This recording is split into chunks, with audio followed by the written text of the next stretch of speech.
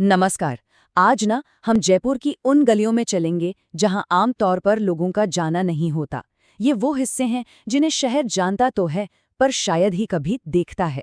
ये एक सफर होगा शहर की असली आत्मा को, उसकी छिपी हुई विरासत को समझने का। और ये बात आप देखिए, इस सफर की पूरी भावना को बिल्कुल सही तरीके से बयां करती है। हम उन जगहों की खोज में निकलेंगे जो नक्शों पर तो मिल जाएंगी, लेकिन टूरिस्ट्स की भीड़-भाड़ से कोसों दूर हैं। तो जयपुर की असली कहानी कहाँ है? क्या वो बड़े बड़े किलों और महलों में है? नहीं, असल कहानी तो इन पुरानी दीवारों के अंदर, इन गुप्त गलियों में ही छिपी हुई है। सोचिए जरा, जब कोई इन तंग गलियों से गुजरता है तो एक बिल्कुल ही अलग दुनिया का एहसास होता है ना? वो पुरानी हवेलियां, वो नीले हरे रंग के दरवाजे और छतों पर आराम से बैठे कबूतर। सच में ऐसा लगता है जैसे समय यहाँ आकर रुक सा गया है। अब एक बहुत ही दिलचस्प बात, यहाँ का पूरा माहौल ही अपने आप में एक कहानी है। और ये कहानी शुरू कहाँ से होती है? इन गलियों के नामों से। देखिए, इन गलियों के नाम ऐसे ही नहीं रख दिए गए हैं। ये तो एक तरह से शहर के इतिहास का नक्शा है। जैसे कि मनिहारों का रास्ता, नाम से ही पता चलता है कि यहाँ चूड़ी बनाने वाले रहते होंगे। या फिर ठठेरों का रास्ता, जो धातु के बर्तन बनाने वालों का घर हुआ करता था। हर एक नाम के पीछे एक पूरे समुदाय की कहानी बसी हुई है। तो चलिए अब जरा यहाँ की वास्तुकला यानी कि आर्किटेक्चर पर भी एक नज़र डालते हैं। सबसे पहले ध्यान जाता है इन खूबसूरत जालीदार खिड़कियों पर। यही तो हैं जो हर इमारत को उसकी अलग पहचान देती हैं। और फिर ये हाथ से तराशे हुए लकड़ी के दरवाजे, क्या कहने।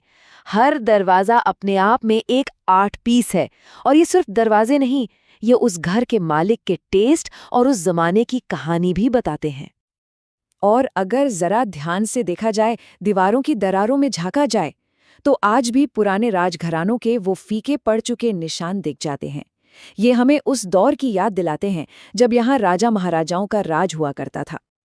तो मतलब साफ है ना? यहाँ का आर्किटेक्चर सिर्फ देखने में खूबसूरत नहीं है, ये तो एक जरिया है व्यक्तिगत और ऐतिहासिक कहानियों को हम तक पहुँचाने का।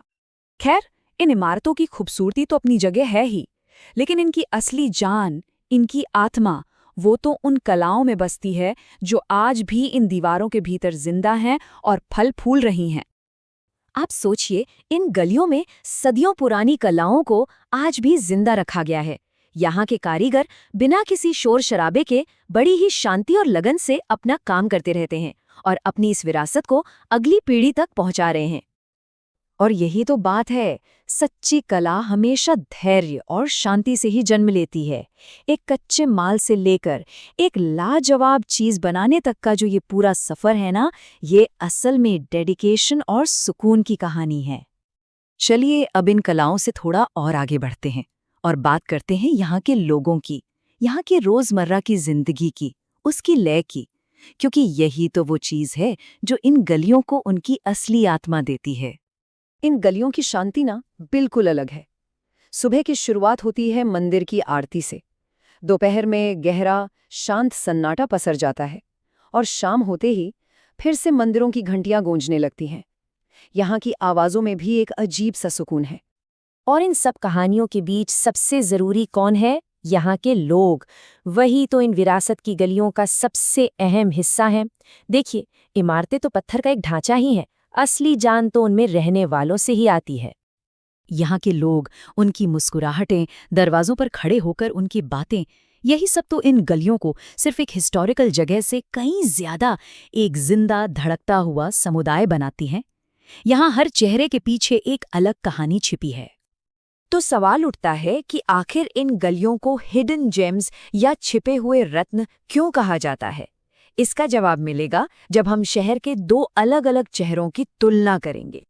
एक तरफ हैं टूरिस्ट हॉटस्पॉट्स, जहां शोर है, भीड़ है, बाजार है, और दूसरी तरफ हैं ये विरासत की गलियां, जहां शांति है, इतिहास है और एक सुकून है। ये फर्क ही हमें इन गलियों की असली कीमत बताता है। और आखिर में यही बात तो सबसे ज्यादा मायने रखती है ना? ये जगहें हमें इतिहास का एक सच्चा एहसास कराती हैं और ये जयपुर की पहचान को सिर्फ एक टूरिस्ट डेस्टिनेशन से कई ज्यादा एक लिविंग लेगेसी, एक जीवंत विरासत के तौर पर मजबूत करती हैं। तो इस पूरी बातचीत को हम एक सवाल के साथ खत्म करते हैं। सोचिएगा जरूर, विरासत आखिर है क्या?